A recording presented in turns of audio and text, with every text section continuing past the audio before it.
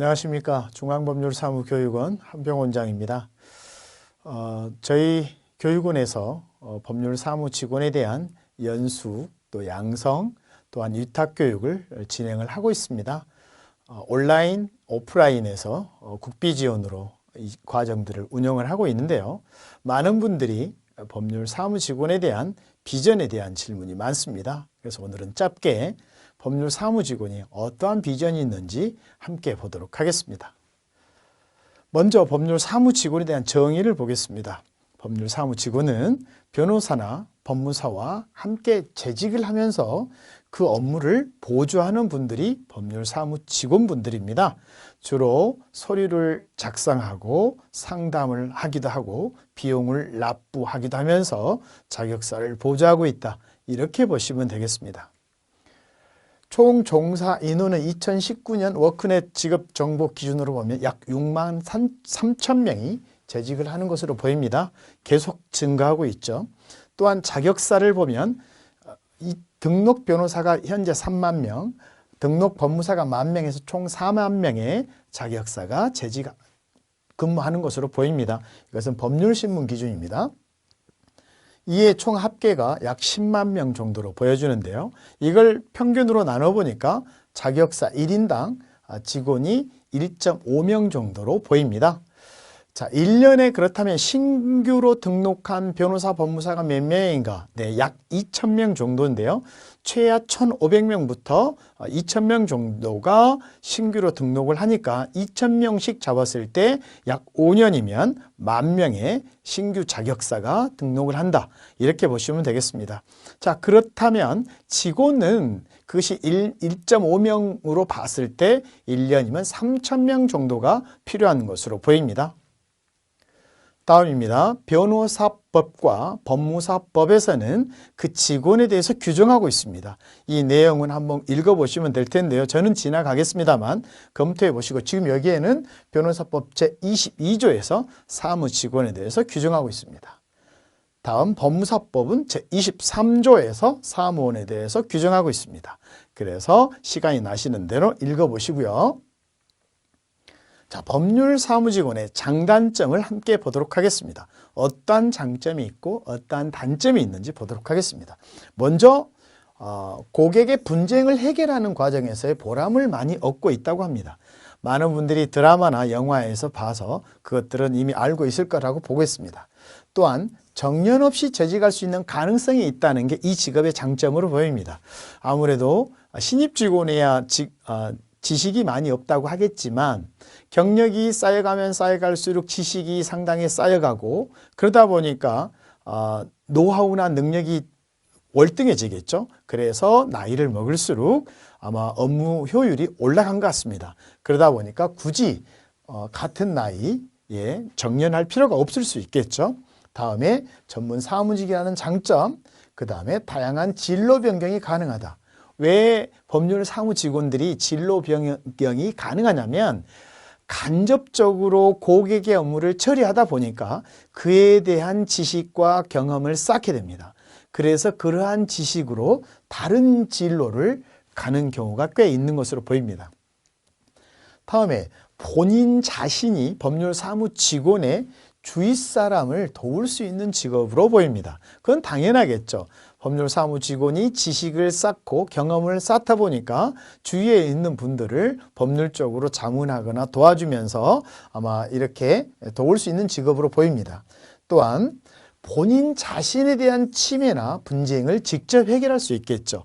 만약에 대여금이다. 그렇다면 대법원에 전자소송을 통해서 직접 본인이 소장이나 답변서, 준비서면을 제출하고 소송을 진행해서 강제집행까지 진행할 수 있겠죠.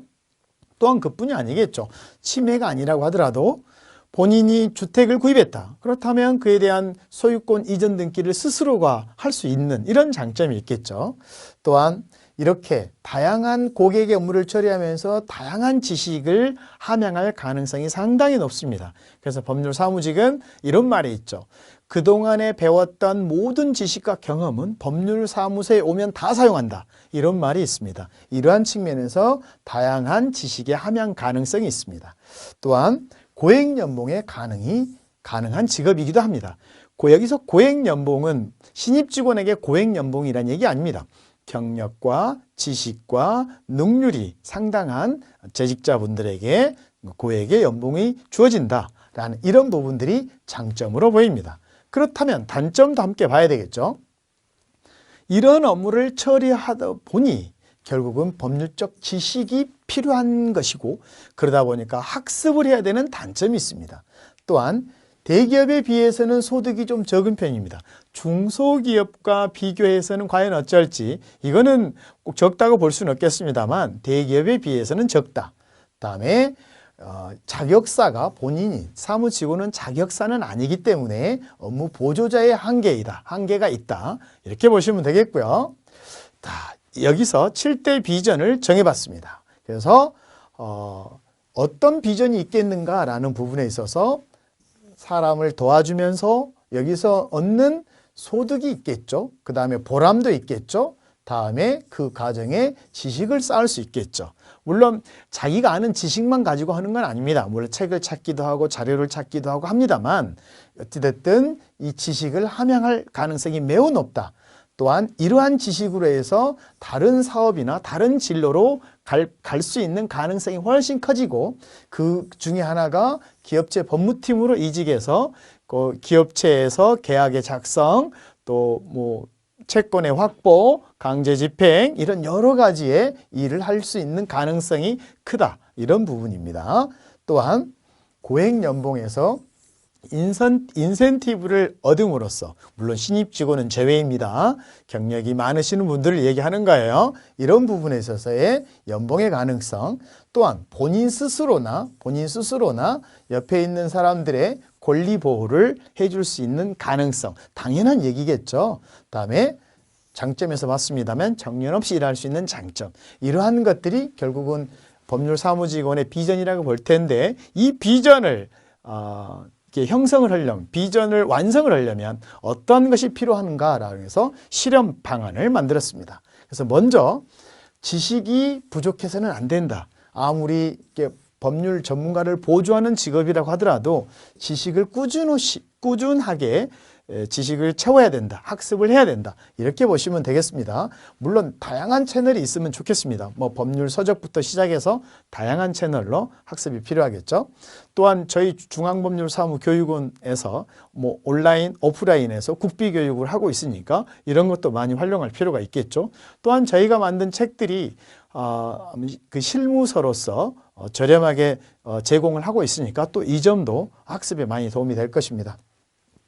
또한 자신만의 전문 분야를 개척할 필요가 있겠습니다. 조금 전에 인센티브나 소득을 창출하는 데 있어서 자신만의 어떤 전문 분야가 있어야 아무래도 경쟁력이 있겠죠. 자, 다음에 그 전문 분야는 변호사들도 전문 분야가 있으니까 가급적이면 자기가 소속한 회사의 전문 분야 쪽에 지식을 많이 쌓는 게 도움이 될 것으로 보입니다. 다음에 대학 졸업장이 없어도 상관없습니다.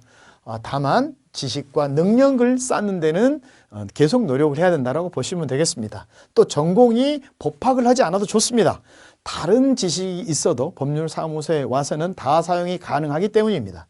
또한 최고의 스승을 찾기를 권장합니다. 당연히 서적, 그다음에 전문가, 그다음에 선배 활용, 또한 저희 교육원의 어떤 과정 이런 것들이 많이 도움이 되겠죠. 다음에 법률사무소에 수익을 창출할 필요가 있다. 자기가 소속한 회사가 수익이 많이 있어야 결국은 그 수익을 가지고 자기 직원들의 연봉이나 인센티브를 줄 수 있겠죠. 회사에 수익이 없다면 연봉이나 인센티브는 아주 어렵겠죠. 결국은 회사에 수익을 창출하도록 본인 스스로가 공부하고 능률을 올리는 이런 필요가 있겠습니다. 각종의 내용들은 한번 보시고 다른 선배들이 어떻게 일을 하고 또 어떻게 처리하니 어떤 수익이 어느 정도 창출하는지 학습이 좀 필요할 것으로 보입니다. 자, 6번째로 자존심을 버려라 합니다. 법률 사무 직원들은 자격사는 아닙니다. 그래서 자격사를 보조하는 것을 잊으시면 안 되고요. 자격사가 아니어도 능력만 있다면 얼마든지 그에 대한 대우는 받을 수 있을 것이다 생각하시면 되겠습니다. 7번째로 믿음을 잃지 말라는 것입니다. 법률은 우리 사람에 많은 영향을 미치고 법률이 없어질 가능성은 매우 낮다. 당연한 얘기겠죠. 그래서 이 법률은 이렇게 소프트웨어와 같다고 생각하시면 되고요. 우리 삶에 내지는 기업, 회사, 살아가는데 어떤 조직에 항상 법률은 필요하고 거기서 발생하는 분쟁은 법률사무소에서 해결을 하게 될 것이다. 결국은 지금 향후에 없어질 직업들이 많이 있다고 합니다. 근데 법률 사무직이 내지는 법률 사무소가 없어질 가능성은 매우 낮다. 이렇게 보시면 되겠습니다. 많은 분들이 공무원을 준비하는 이유가 안정적이고 장기적으로 재직을 희망해서 공무원을 준비하는 것으로 알고 있는데요. 역시 법률 사무직 또한 안정적이고 장기적으로 재직이 가능할 것으로 보입니다. 이로써 오늘 제가 몇 가지의 법률 사무 직원에 대한 비전에 대해서 설명을 드렸습니다. 오늘의 제 설명이 여러분에게 도움이 됐으면 좋겠습니다. 감사합니다.